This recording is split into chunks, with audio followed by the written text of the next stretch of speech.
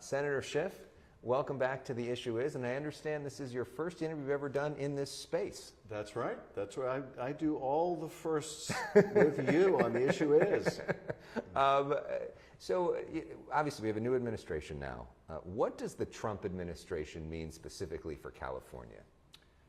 Well, it means that we're going to have to work hard to make sure that we're not in a constant collision with the president, that we protect California's interests and our values, but at the same time look for opportunities to work together to bring down costs, to build more housing.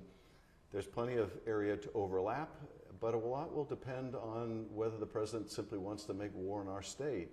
We'll get an early test with the wildfire relief. Some of the Republicans in this building are talking about trying to condition aid.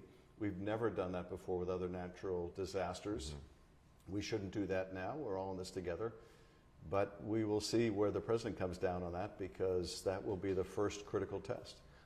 We've seen this flurry of executive orders, 200 actions in day one. What specifically does that mean for our state? What's the big top lines you're looking at? I think some of them will have a deep impact depending on whether he really carries them out.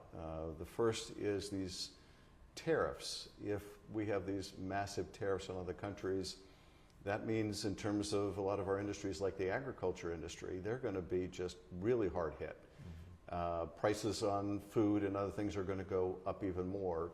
Similarly, if he carries out mass deportations, it will not only split up a lot of families, you have children separated from the parents, but it means a lot of farm workers won't be on the farm.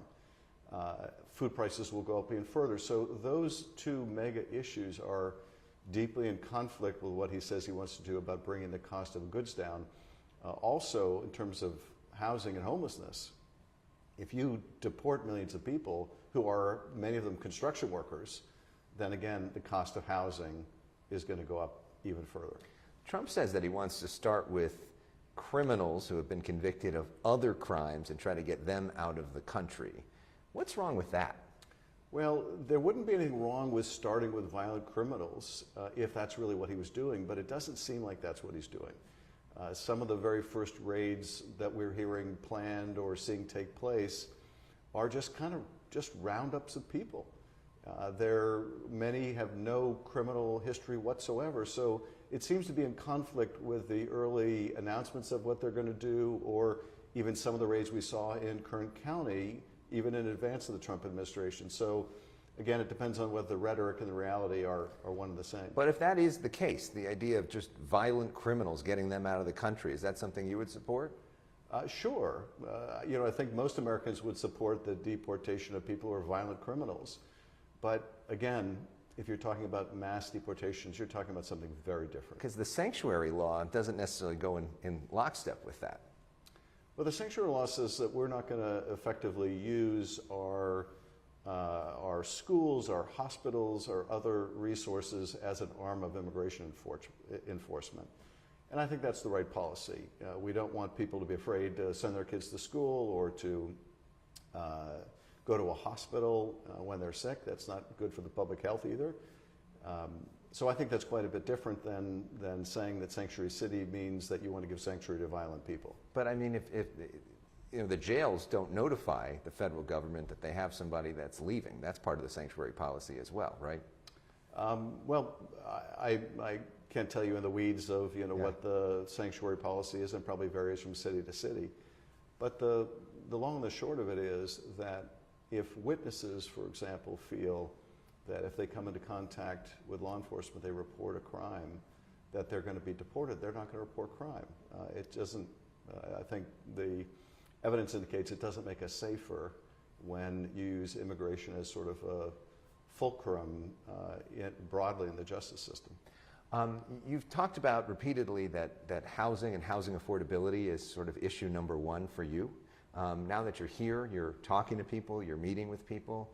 Where are we at on that, and what do you see coming on that front?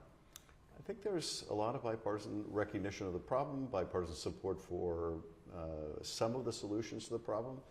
I think there's agreement that we need to strengthen things like the low-income housing tax credit, that we need to remove some of the obstacles to building housing. We need to incentivize local governments to get to yes more quickly. So I think there's a lot of common ground on it from the conversations I've had with the Republicans.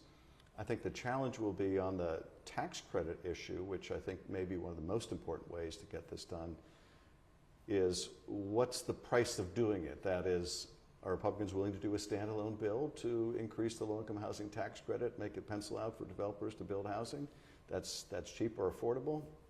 Or are they going to exact some price for that, like tax cuts for really rich people like Elon Musk? That's a different story. We know you and Trump have gone back and forth for many years. What's it like for you to sit there and watch him be inaugurated?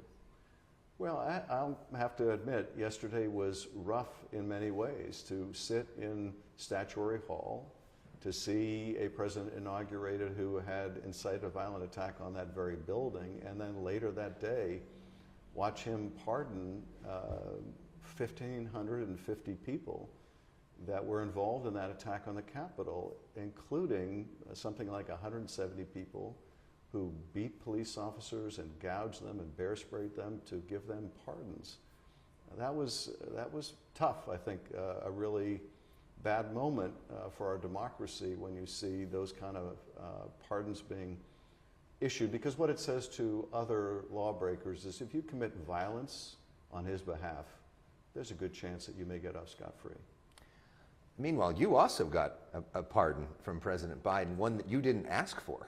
You've come on our show and said that it's not a good idea, don't do this, and yet he did it anyways. What's your reaction to that? Well, I continue to think that it was unwise and unnecessary, and that it sets a bad precedent. And I think the pardons for the family members are even more serious of an issue, because I think we can now expect that Donald Trump will pardon his family members on the way out of office. And since he has just come into office, it kind of tells his family members they have carte blanche to do whatever they want, to cross whatever lines they want to cross, because they can expect a pardon on the way out the door. This was my concern, frankly, with the whole preemptive pardon idea. So I think it's a bad precedent. It is a response. I understand why President Biden did it. It's a response to completely improper threats by Trump to prosecute people for no reason except that he thinks they're political opponents, or he thinks they're effective, or whatever reason. So, you know, the origin of all this is the threats, the improper threats by Trump. But nevertheless, I don't think that should have been the response. Why do you think President Biden didn't listen to you? Well, I don't know. I never discussed it with him, so I really don't know. I suspect he thinks that the president will make good on his threats, President Trump will make good on his threats, and that regardless of what he might do in the pardon issue, Trump was going to do whatever he would do with his own pardons. I assume that was part of the reasoning. You know, we've been talking to you for years, and this is something I know you've thought about for years, to be here in the Senate, in this office that Kamala Harris was in, that Barbara Boxer was in this physical office. What's it like for you to physically be here? Well, it is an awesome responsibility to represent the whole state. It's exciting to be able to try to fight for folks in the far north and the far south to try to tackle new issues like the Salton Sea or the Tijuana River crisis. And now we have this massive heartbreak in these fires that are all my constituents. In fact, part of the area, Altadena, I used to represent for decades, and I can't tell you how many people I know personally in both Altadena and the Palisades who have lost everything. So it's also been really heavy, a very heavy responsibility, but I'm very proud and mindful of the history, not just of this physical office, but this is the seat that Dianne Feinstein occupied, and she was such a giant. It gives me a big model to follow. And do you think at the end of the day California gets the funds? Because you see even the Republicans from California are saying let's do unconditional funding. I think so. I think so. I have to imagine that people from other states, though they might like to bash California, will ultimately realize California sends more to their states during emergencies than any other state in the union. We give more than anyone else. We give more than many states combined. And do they really want to be in a position when disaster strikes their state of California or a Democratic president saying, nope, you're out of luck? I don't think they want to go down that road. So I'm hoping that cooler heads prevail. Senator Schiff, great to see you. Thanks for Great having to us see in you. your new home. Yeah, my pleasure. Appreciate it.